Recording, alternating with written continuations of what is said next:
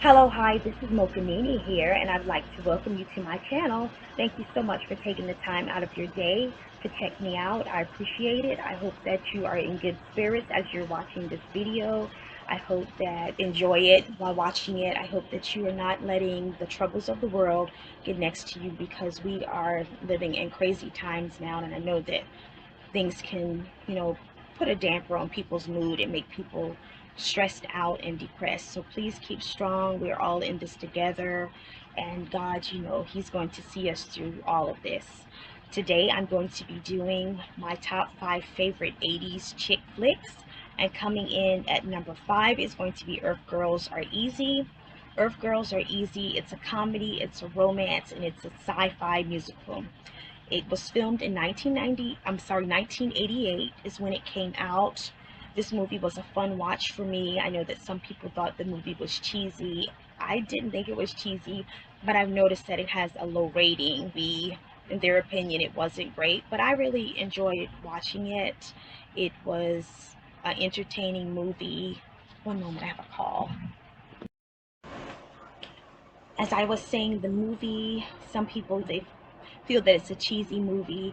I don't feel that it's a cheesy movie. I really enjoyed the movie. I like the storyline. It's different, but of course, I'm an 80s lover of 80s baby, 80s lover of the 80s movies. I just love the different colors, the different colorful things. Like the nails that were in this movie was really pretty, and I love like the colorful outfits. It's just 80s is a whole different vibe than what it is now.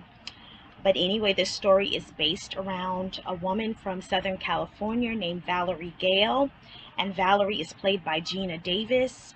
Valerie, she is really down. She confides in her best friend, and who is played by Julie Brown.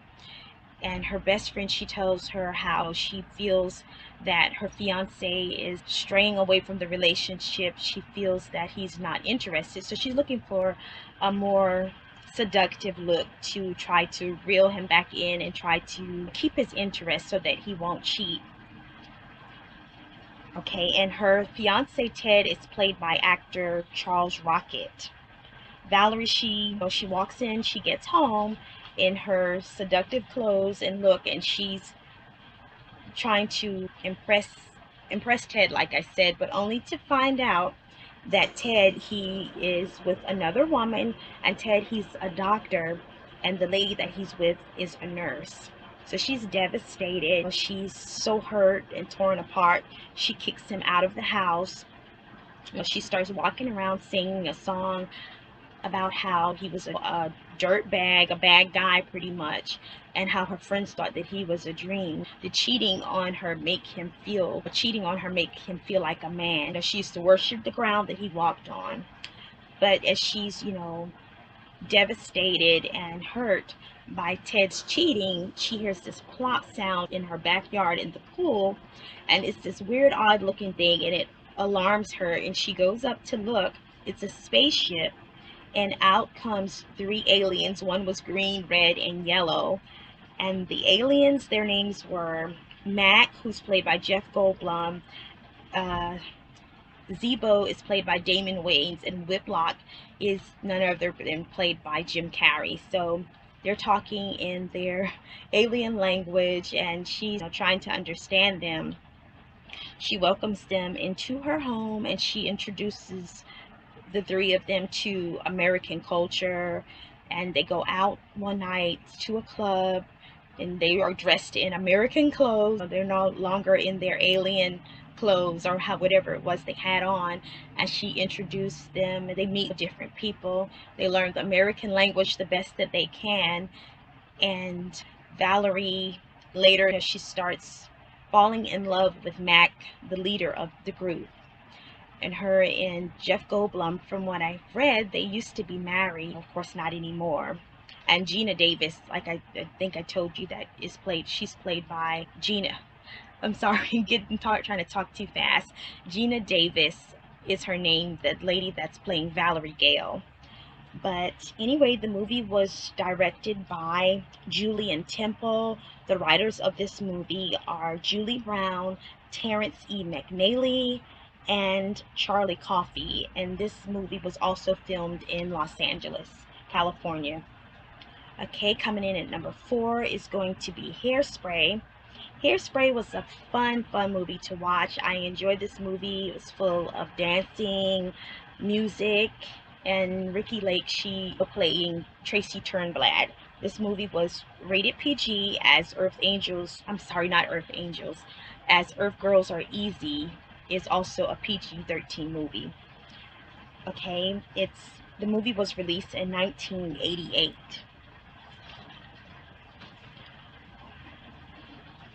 And Ricky, she is a plus size model from, I'm sorry, a plus size teenager from Baltimore, Maryland.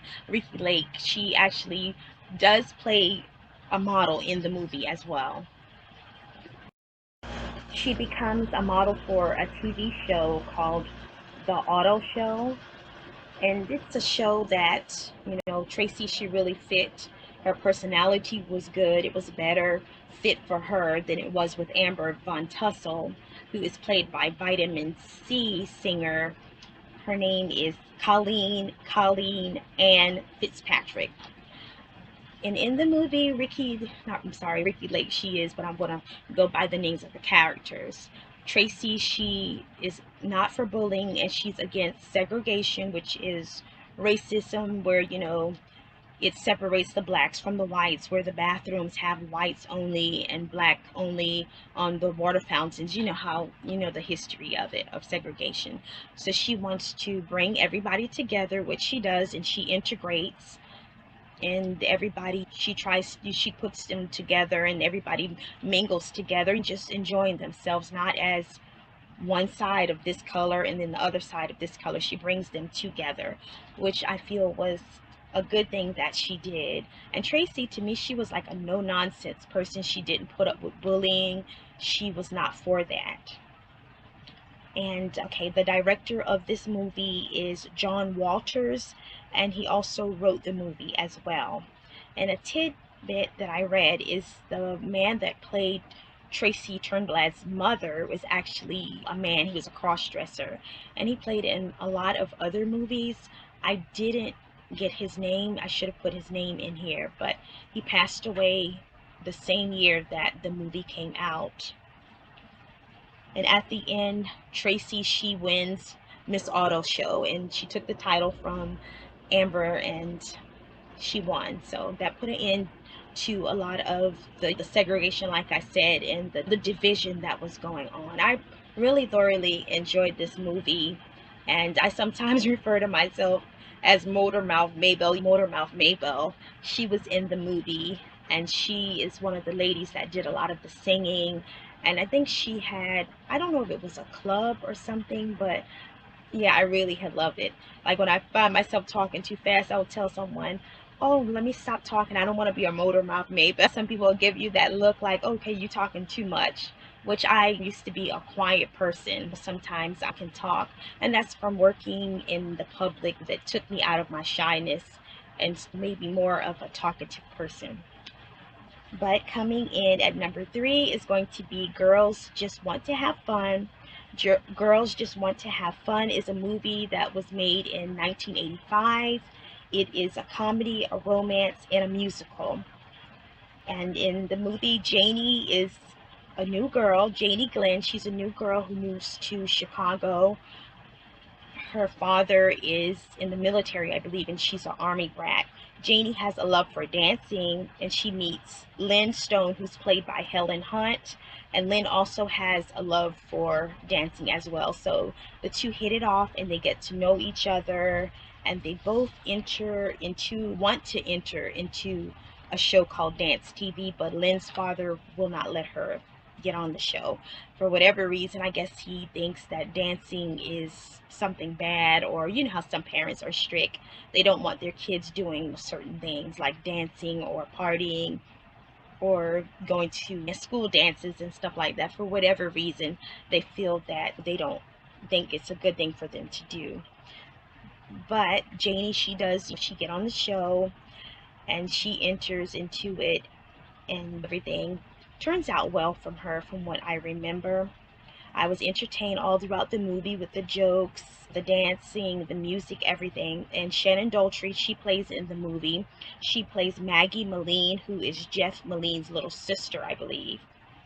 And in the movie, I remember thinking, is that Joey Lawrence, the guy who plays on Blossom? But I was like, gosh, they have such a striking resemblance, but that can't be him.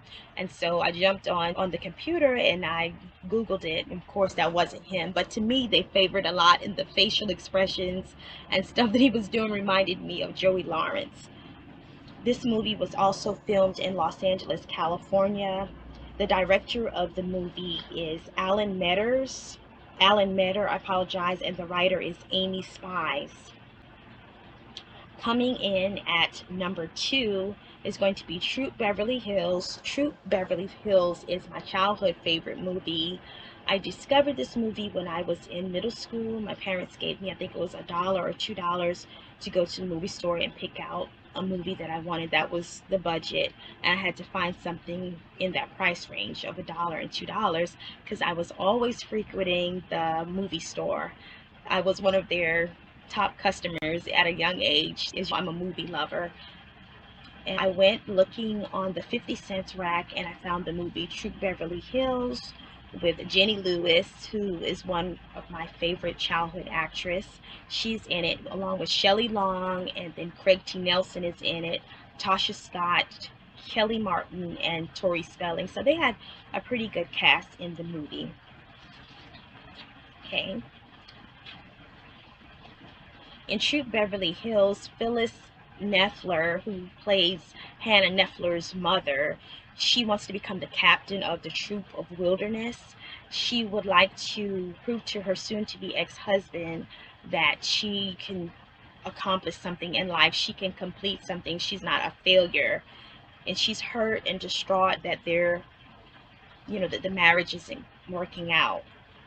So she sets out on a journey to become the captain, and she comes together with the group of girls, and it was just so fun to watch because I was a Girl Scout in school. It wasn't for long.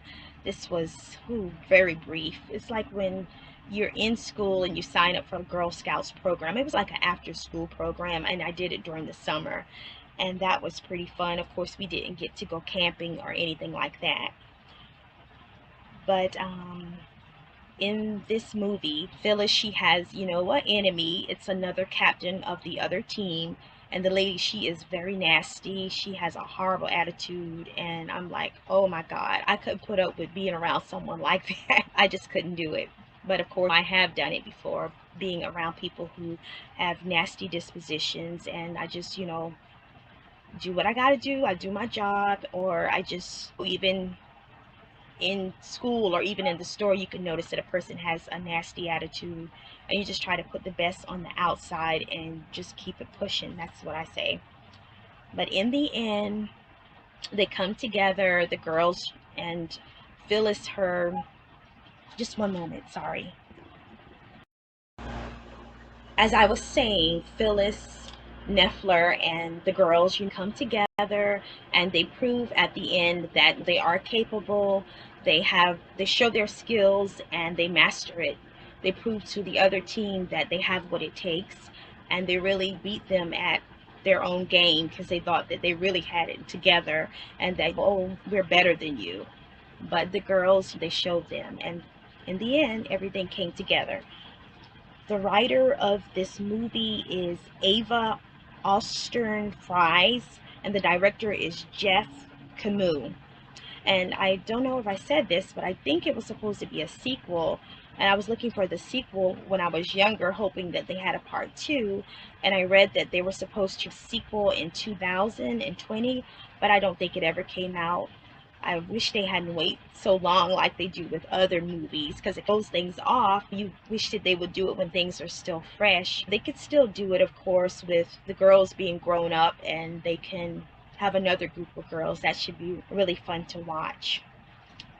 Oh, okay, I'm so sorry. The writers are, I know I said this, but I think I don't know if I mentioned that Pamela Norris and Margaret Oberman are the writers. Okay, and I did say that the director is Jeff Camus. And coming in at number one is going to be none other than Modern Girls. Oh, how I love this movie. That's why it's on the top of my list. It's number one. And this movie, I got this movie from Family Dollar, again, when I was younger in middle school. I don't know how much I paid for the movie, but I watched this movie and wore this movie out. I no longer have it. I need to look and see if I can find it on YouTube. I know I probably have to buy it or see if Netflix have it, but I doubt that Netflix have it. But anyway, let me jump back into it. This movie was made in the 80s, of course. 1986 this movie was made, and it's a comedy, a drama, and a romance. And it is also a PG-13 movie. It's a feel-good movie with a unique twist, and the reason I say that it's a unique twist is because the guy that's playing in the movie, he is playing both Clifford and he's playing Bruno X, which is a rock singer. I love the music in this movie. I love the songs that I heard on there on the soundtrack. I can't get enough of the 80s. I just love it. And of course, I don't know if I mentioned I am an 80s baby. And the fashion is always on point, so that's what it is. Okay, it's about three roommates played by Daphne Zuniga, who plays Margot, and then Kelly, who is played by Virginia Madison. She's the lady that played in Candyman. And then, of course, we have Cynthia Gibbs, who plays Cece, and I've seen a movie with her before on Lifetime. So all of them are good actresses. And Kelly in the movie, she is supposed to be going out on a date with Clifford, and she stood Clifford up, and she's with one of her ex-boyfriends. So when Clifford, he comes to pick her up, she's not there. And that the guy who plays Clifford is played by Clayton Ronner. Okay, he is bewildered when he sees Margot. She pops out all dressed up because they're all getting ready to go a night on the town and look for Kelly too, since she's missing in action. And he is mesmerized by Margot, how beautiful she is, and he's just wow when he sees her. Okay, Cece, she is also fascinated in love with Bruno X, the rock singer. She is looking at the music video of Bruno X, and then Clifford, of course, he asks her, who is that? And she said, are you kidding me? That's Bruno X. And she's glued to the TV because that's her crush. Okay. And this movie, yeah, I already said this movie was a rated PG-13 movie. The director of this movie is Jerry Kramer. And the writers are Laurie Craig, Anita Rosenberg, and of course the filming locations were in California. At the end, things turn out well. They do find Kelly, and Kelly, she's laid out on a pool table. She's drunk out of her mind, and they're trying to get her to get herself together and let her know how she stood Clifford up. But Clifford, by then, I believe Clifford, he's pretty much over it because he has fallen in love with Margot, and then Cece, she falls in love and she meets Bruno X, and things turn out well with them. This is my top 5 favorite 80s chick flicks, and I hope that you enjoyed it. Sorry I had to pause a couple times. I had a couple of things to do, but I got through it, and I apologize if it was a little all over the place, which I hope it wasn't, but I had a couple calls, and then I also had to check on, something. But anyway, I hope that you enjoy the rest of your day, and you take care, and I will see you in the next video. Be blessed.